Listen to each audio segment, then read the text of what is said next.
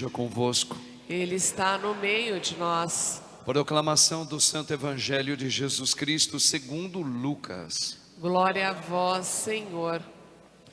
Estava chegando o tempo de Jesus ser levado para o céu. Então ele tomou a firme decisão de partir para Jerusalém e enviou mensageiros à sua frente. Estes puseram-se a caminho e entraram no povoado de samaritanos, a fim de preparar hospedagem para Jesus. Mas os samaritanos não receberam, pois Jesus dava a impressão de que ia a Jerusalém. Vendo isso, os discípulos Tiago e João disseram: Senhor, queres que mandemos descer fogo do céu para destruí-los? Jesus, porém, voltou-se e repreendeu-os, e partiram para outro povoado. Palavra da salvação. Glória a vós, Senhor.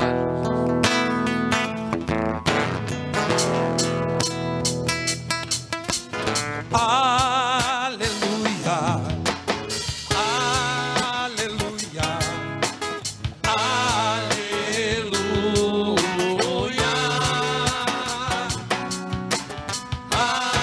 aleluia,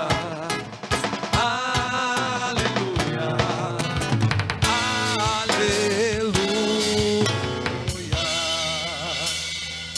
Rogai por nós, Santa Mãe de Deus, Para que sejamos dignos das promessas de Cristo. amém.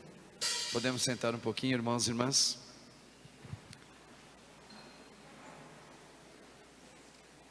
Preste atenção nisso aqui, ó. Nós vamos equiparar esta frase do Evangelho com Santa Teresinha e com você comigo. Estava chegando o tempo de Jesus ser levado para o céu. Então ele precisava tomar uma decisão. Qual? Se entregar.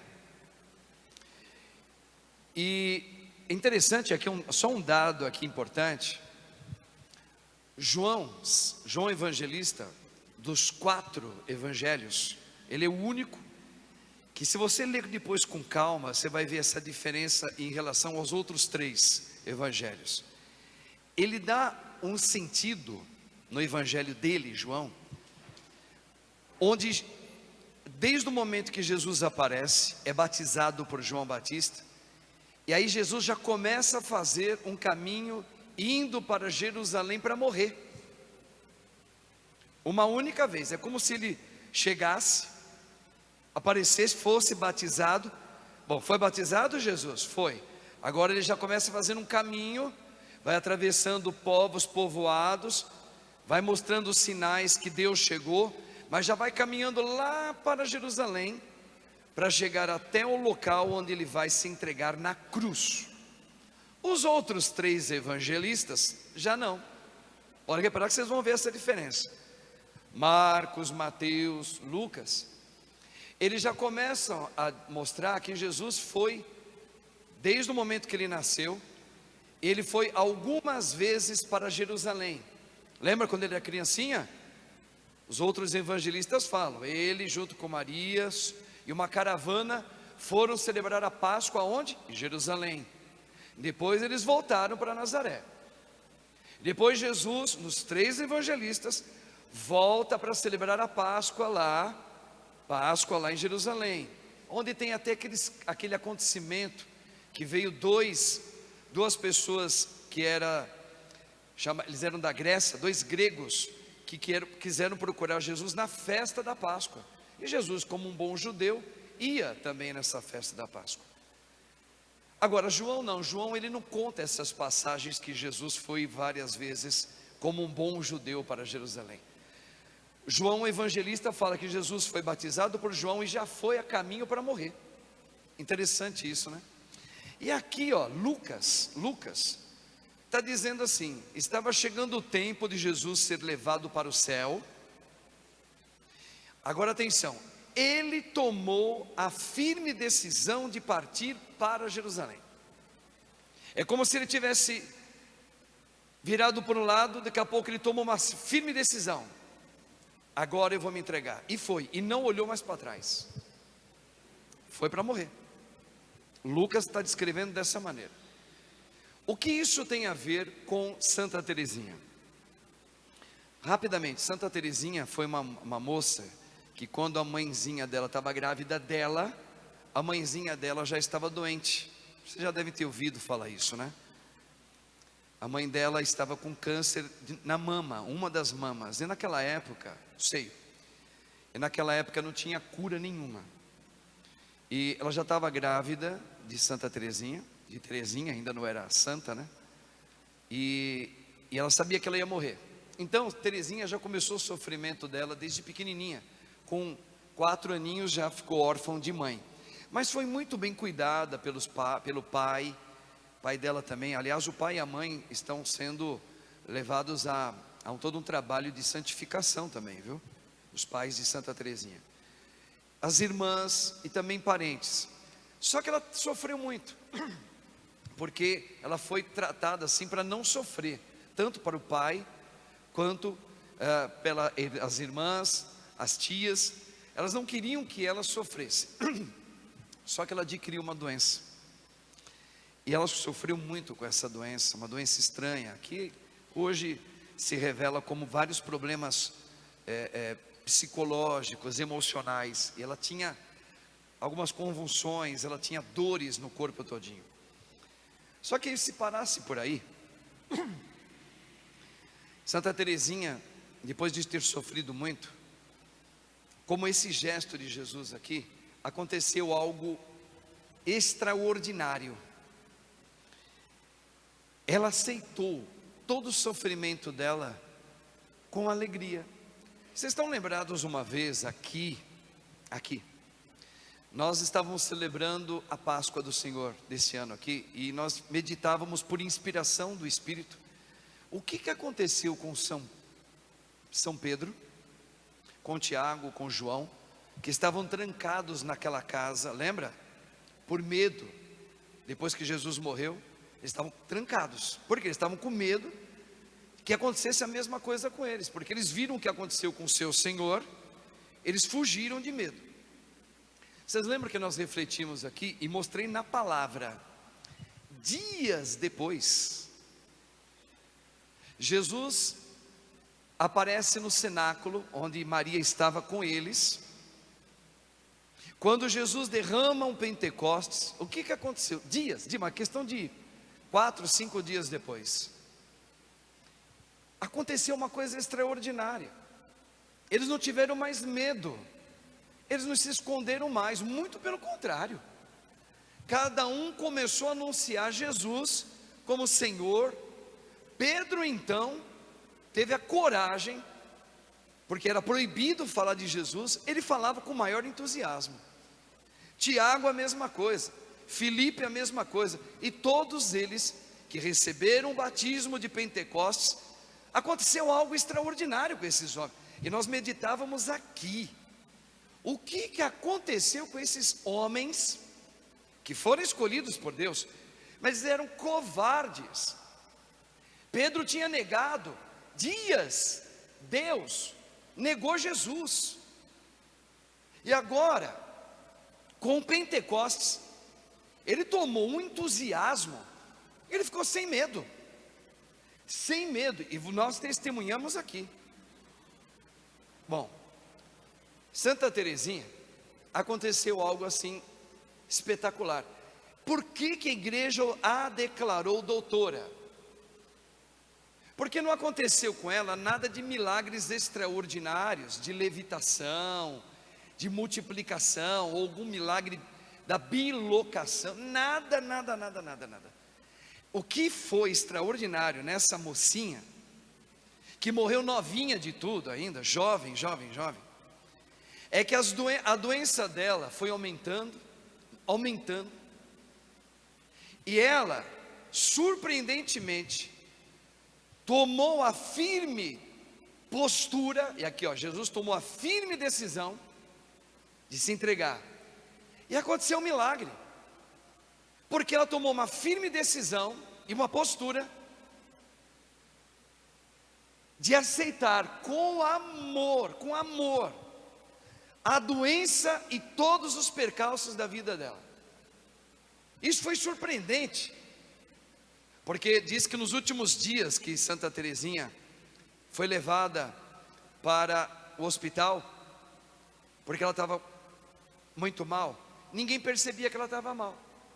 Só foram levar porque acharam ela um pouquinho estranha, mas ela mantinha o sorriso, mantinha a mansidão, não reclamou de nada, não gemia, e ela sentia dores que era de dilacerar o corpo de qualquer pessoa, e ela não abriu a boca. Então, ela ficou anos assim. As irmãzinhas onde ela vivia nunca viram ela reclamar, nem falar, ai, nada, porque sabe que uma pessoa quando está muito doente, é natural ela fazer, ai, e ficar com um aspecto de dor. Teresinha não. E foi diagnosticado que a doença que ela tinha, para aquela época, que não tinha essa ciência que nós temos hoje, era para qualquer ser humano do planeta Terra gemer de dor, cair em depressão e morrer logo. Ela não. Então, o que aconteceu? Foi algo como Pedro, foi algo como Tiago, como Filipe. Ela foi cometida de uma graça. Entenda agora, é por isso que o padre fala assim, ó: em tudo, meu irmão, minha irmã, dê graças a Deus pelo que te acontece, porque ela recebeu a graça do Espírito Santo. Um Pentecostes aconteceu nela, que ela perdeu o medo, consciente da gravidade dela, e certamente ela já imaginava que ela ia embora logo. Tanto é que ela disse: eu não morro, eu pulo nos braços do meu Senhor. Que é isso? É de doer, né? Para nós que escutamos isso aqui. Então, irmãos, quando a gente ouve essa palavra, a gente vê a história de Santa Teresinha, e a gente fica contemplando cada vez que a gente vem aqui, nas santas missas, a gente ouve Deus falar do poder da cruz, e a gente fala, mas que poder da cruz é este? Essa graça, porque é graça também. A graça não é só quando a gente recebe um penhor de um livramento de uma doença, ou livramento de não ser um câncer com metástase, ou um livramento de um acidente.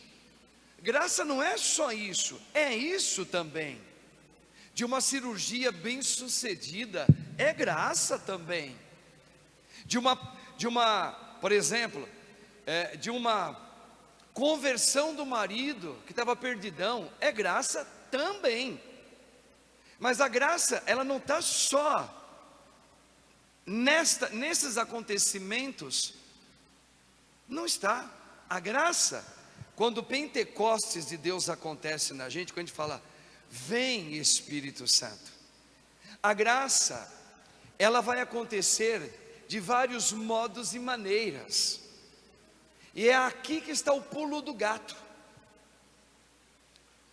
porque graça é Deus, é o Espírito Deus movendo a gente. Lembra aqui, Jesus estava aqui agora, como ele está agora falando com a gente, mas ele estava presente na hóstia santa, e o padre leu a palavra de Deus, lá em Hebreus capítulo 4, estava dizendo o seguinte: a graça de Deus vem, e ela passa para fecundar, para deixar um efeito. Qual é o efeito? Da alegria na alma. Eu aceito. Maria, ela aceitou uma pergunta que mudou toda a vida dela. E se você falar para o padre assim agora aqui, ó, pensando na Virgem, no dia que o arcanjo visitou ela, mas quem é que não aceitaria dizer sim, faça-se em mim? Não é qualquer um, não. Eu acho, meu irmão, minha irmã, acho que você não aceitaria. Sabe por quê? Porque Deus quebrou todas as expectativas de Maria, do que ela trazia no coração dela, de plano de família, casada com seu marido lindo, José, que era muito bonito para ela. E ela tinha feito planos para ter filhos, certamente, como toda boa judia, casando, queria ter 2, 3, 4 filhos. Maria também. Agora, foi fácil ela falar, faça-se. Nada. Ela disse porque desmanchou toda a expectativa humana dela. Veja, ela foi desmanchada, como um barro na mão de um oleiro, que desmanchou tudo aquilo e falou, faça agora o que tu queres. Tanto é que ela falou, faça-se em mim, segundo o que tu queres. Então o oleiro mudou o vaso. Então tu serás mãe de um Salvador. E ainda disse, pela boca de Simeão, vai sofrer muito. Vai sofrer muito. Uma espada traspassará seu coração. Por isso que a gente fala imaculado o coração de Maria, né? Traspassado pela dor. Maria sofreu demais. Então assim, quando a gente fala que viver a cruz de Cristo, a bendita cruz de Cristo, vocês lembram que na época da Semana Santa, na sexta-feira para o sábado, a gente chega a dizer assim, atenção, olha o termo, bendito pecado, fala, bendito pecado, padre, bendito pecado de Adão, do primeiro Adão, que trouxe o pecado no meio de nós. Veja, a igreja declara, bendito o pecado de Adão, porque através do pecado de Adão, Deus desceu na minha vida e nos salvou, me salvou, nos salvou. Então veja, a destruição de mim, Santa Teresinha também, ela disse, aconteceu algo extraordinário. Ela foi destruída do querer dela, e de uma maneira milagrosa, ela ficou contente, porque ela via que todo o sofrimento que estava acontecendo nela, era graça de Deus. Era graça de Deus, não era desgraça não, era graça. Porque ela estava sendo esvaziada dela. Por isso que ela chegou a dizer que a morte não assustava, a morte era querida. Se o padre perguntar para você aqui, meu irmão, Deus te chama hoje, você fica feliz? Talvez você fique em pânico. Mas hoje é natural você ficar em pânico. Hoje, agorinha. Porque ainda nos falta um caminho. Nos falta dar passos mais largos na fé, do seu batismo e do meu. Então nós ainda ficamos remexendo, querendo arrumar desculpas que ainda não é o meu momento de ir. Agora, o que aconteceu com Pedro, com Felipe, com Tiago, com Santa Teresinha, para as pessoas falarem, meu Deus, mas ela nunca reclama, e ela está sempre com um semblante sereno, e ela vai para o hospital, na beira da morte, que ela morre lá, ela vai sorrindo.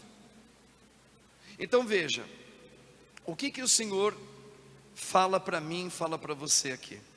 Lembra de Jó aqui, a primeira leitura? Você sabe que é uma mentira que falaram para a gente, é um conto errado. Quando você fala assim, Deus, me dê uma paciência de Jó. Mas Jó não teve paciência. Jó é um personagem bíblico que teve maior impaciência com Deus do que a gente imagina. Leia lá Jó. Jó murmurava dia e noite, Senhor, por que está me acontecendo tanta coisa ruim? Jó, é só ler lá, gente, tem vários capítulos de Jó, né?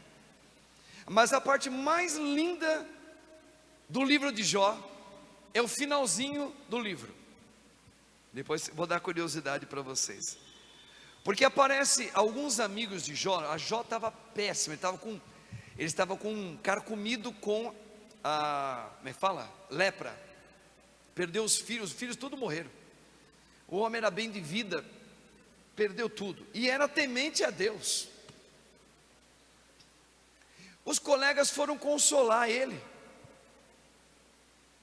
Como a gente faz? A gente tenta dar uma resposta quando uma mãe perde um filho, perdeu por causa das drogas, perdeu num acidente de moto, perdeu porque o filho morreu, ficou doente, morreu.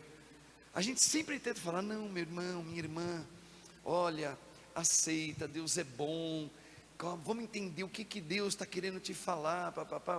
E esses 3 homens foram na casa de Jó e começaram a aconselhar Jó para tentar amenizar, como se fosse auxiliares de Deus, para falar: olha, Jó, acalma o teu coração, você vai ver, as coisas vão melhorar, depois de tudo isso vai vir uma coisa boa, calma.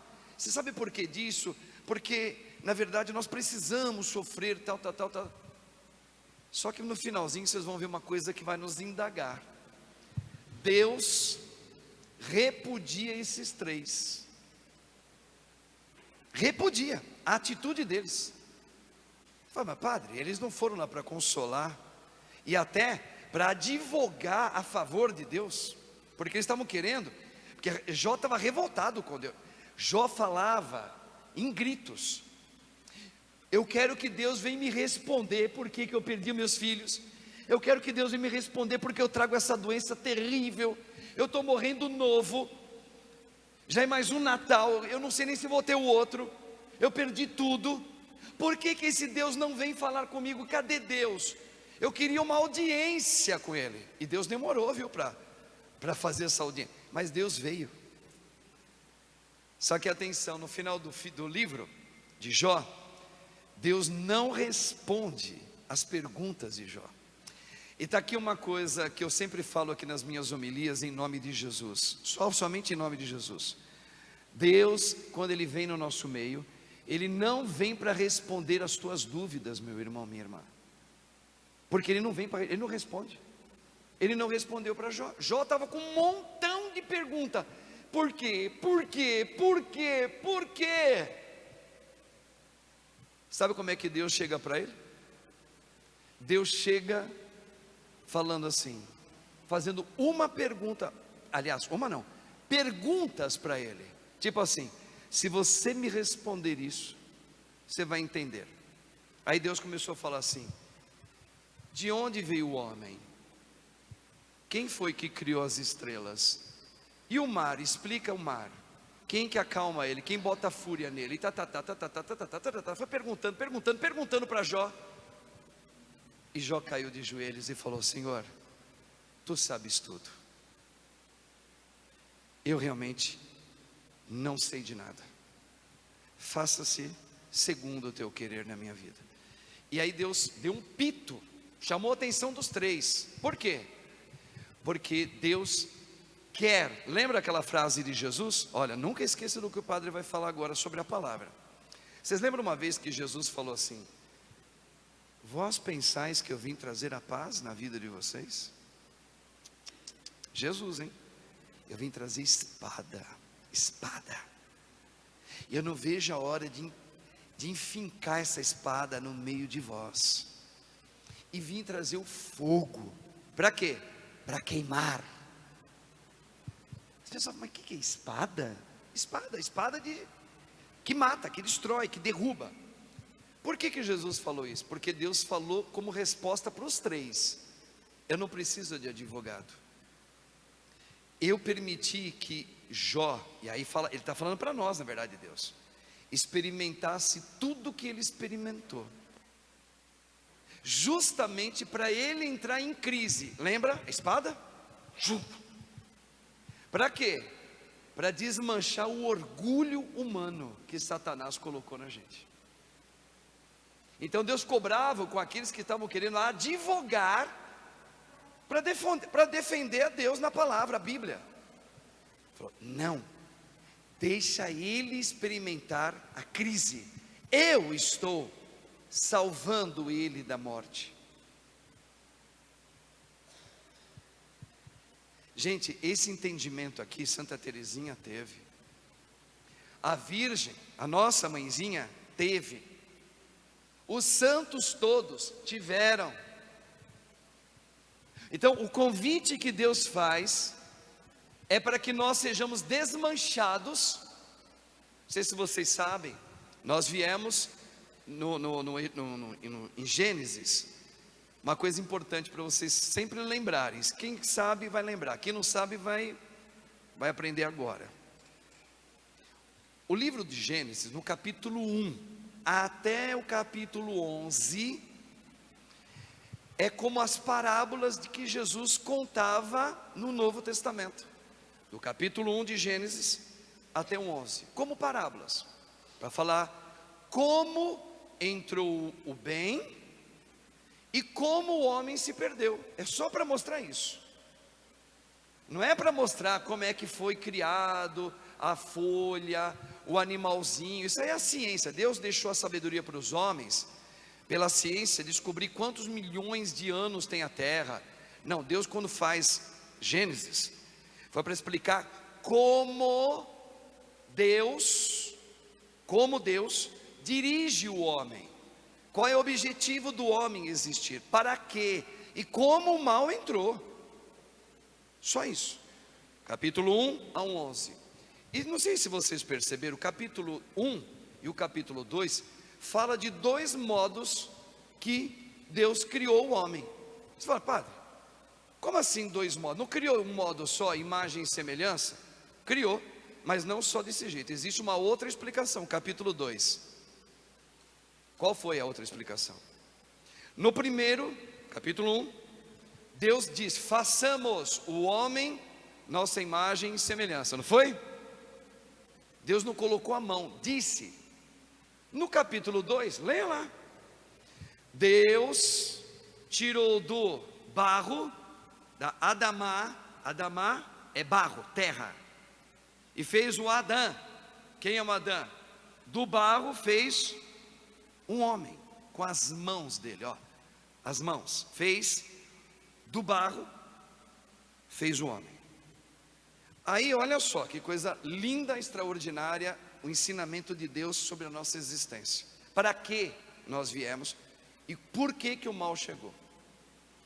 Aí Deus vai falar assim, fazendo o homem, Deus criou tudo, os animais, as árvores, as plantas, tudo, e ainda deu autoridade para o homem, para esse homem, colocar o nome em toda a criação de Deus. O que significa colocar o nome?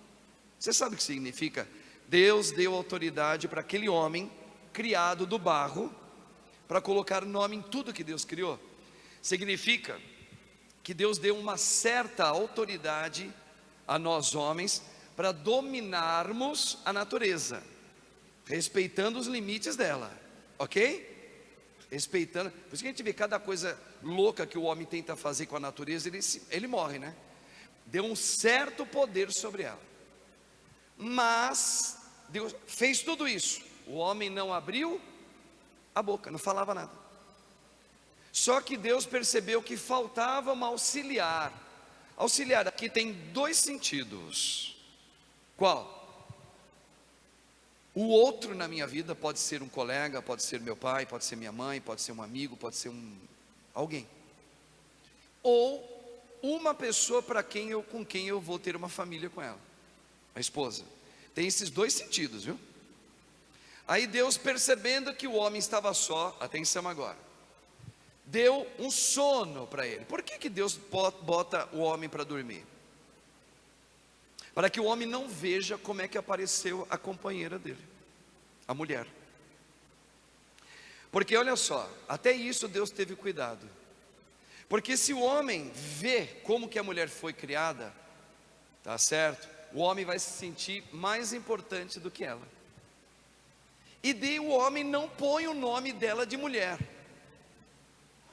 Quando ele dorme, Deus tira da costela dele, do meio, entre o coração e a costela, tira uma costela e faz uma... O que significa isso? Veja, é uma parábola.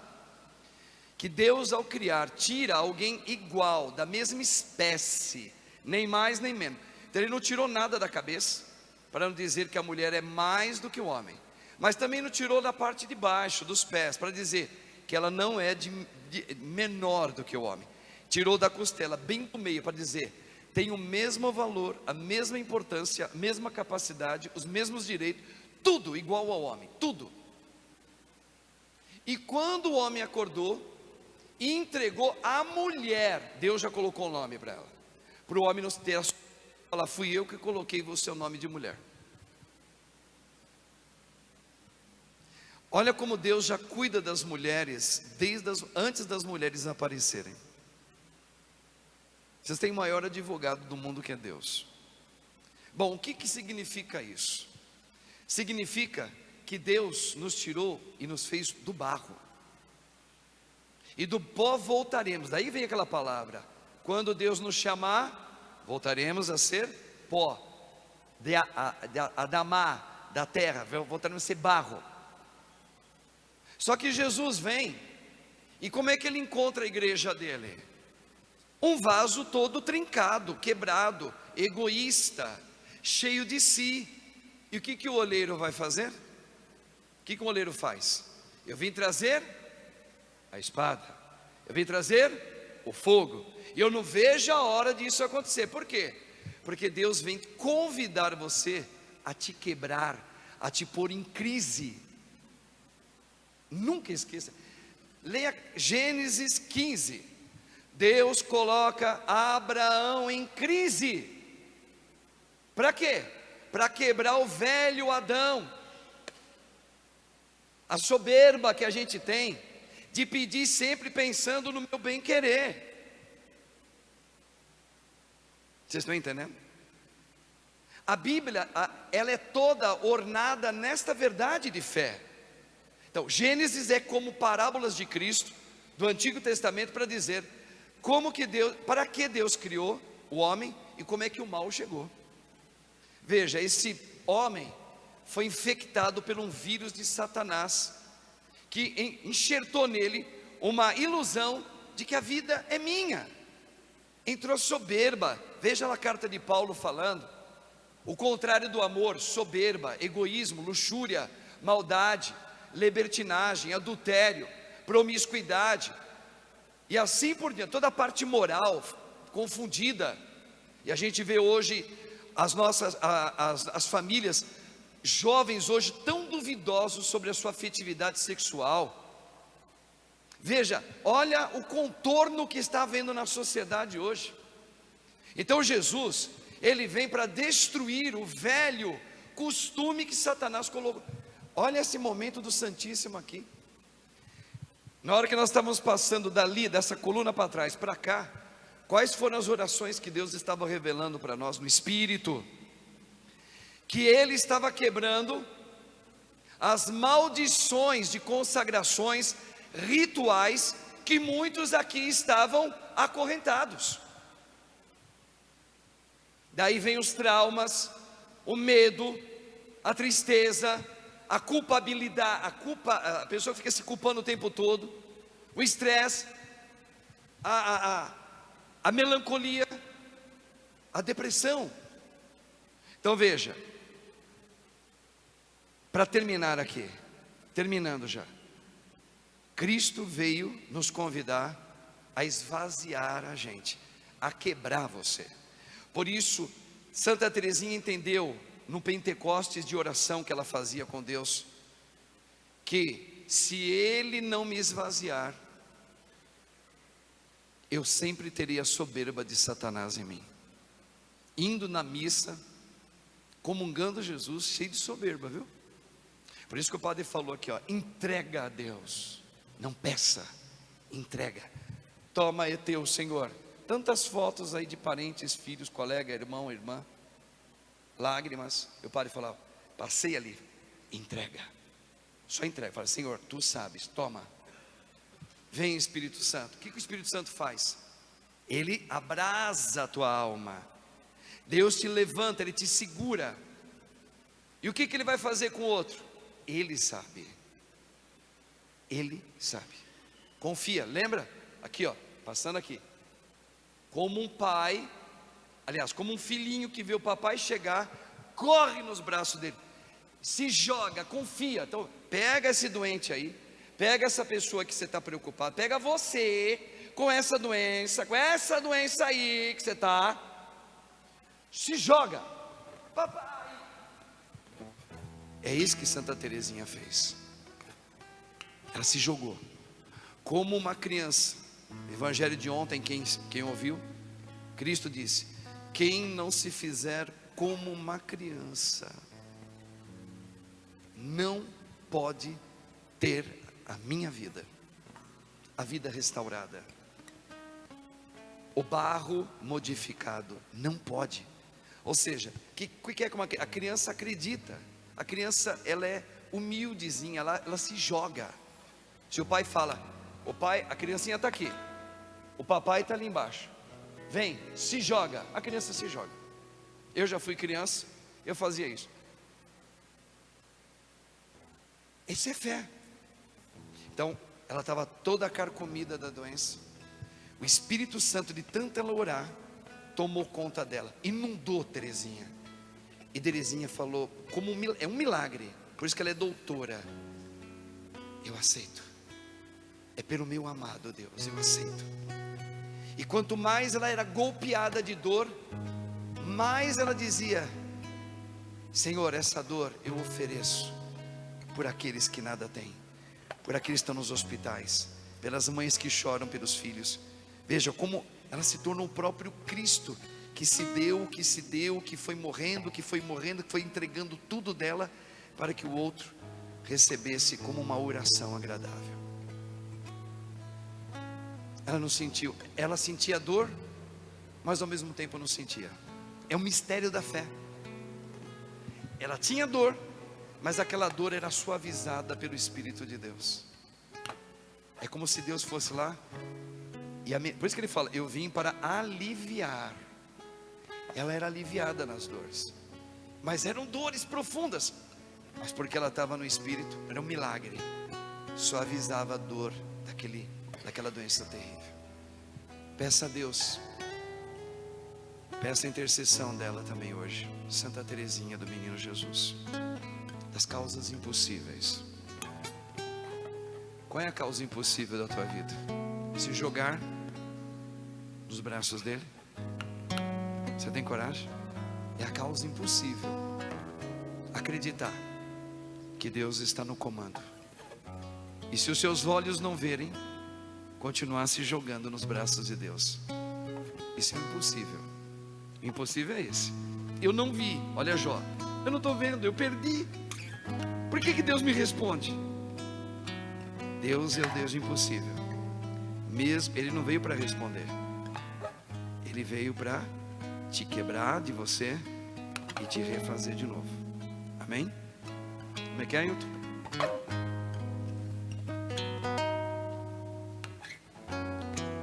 Já vamos preparar para comungar Jesus.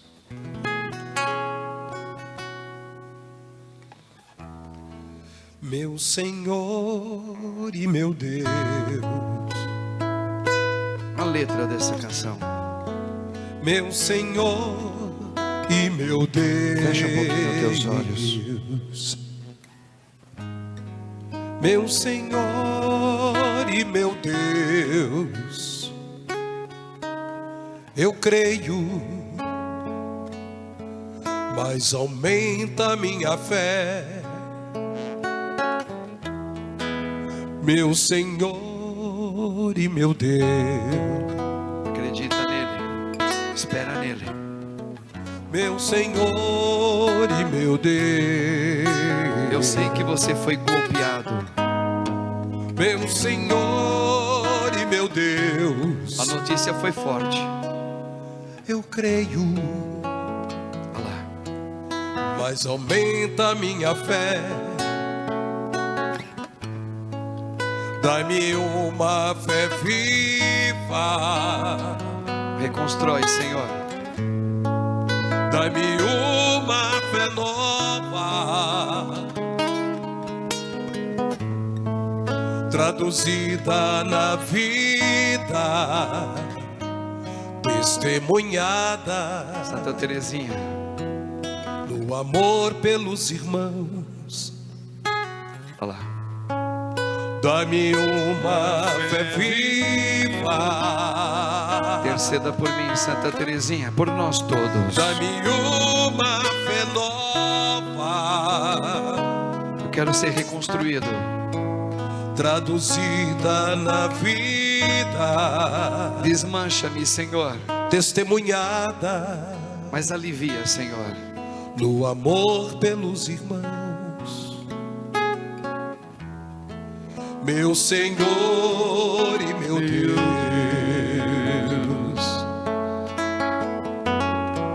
meu Senhor e meu Deus, meu Senhor e meu Deus, eu creio, Senhor. mas aumenta a minha fé. É isso. Olha lá. Dá-me uma fé viva, Vem, Espírito Santo. dá-me uma fé nova, traduzida na vida, Testemunhada, Senhor, no dia a dia. no amor pelos irmãos. Olha lá, para terminar, vai. Dá-me uma fé viva, dá-me uma fé nova, Dá-me uma fé nova, traduzida na vida, testemunhada no amor pelos irmãos. Amém. Vocês viram que então Deus criou o homem primeiro sem precisar usar as mãos. Foi quando Ele sonhou a gente, imagem e semelhança dEle. Mas Deus já sabia, porque Ele é Deus, que um dia nós seríamos seduzidos pelo pecado. Ele precisaria desmanchar o barro e reconstruir novo. Amém? Santa Teresinha, rogai por nós. Glória ao Pai, ao Filho e ao Espírito Santo. Como era no princípio, agora e sempre. Amém. Entrega teu sacrifício a Deus agora.